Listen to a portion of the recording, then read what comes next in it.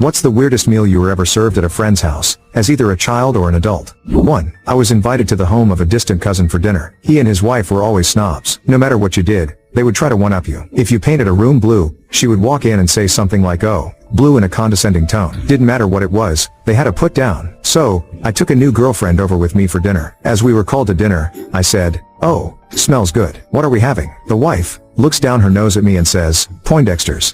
We are of course having Poindexter's, as if there was nothing else in world as good. So my girlfriend had gone to the bathroom and hadn't heard this. She returned and sat at the table and said, "Oh, Poindexter's. Yummy. They used to feed us these at summer camp," which was basically saying that Poindexter's were cheap so a camp could feed 500 kids with them. My cousin's wife was appalled and said, "Oh, these are East Coast Poindexter's," as if the ones from the East were better. My girlfriend replied, "Oh, I know. We used to catch them in Newfoundland and sell them to the dog food factory."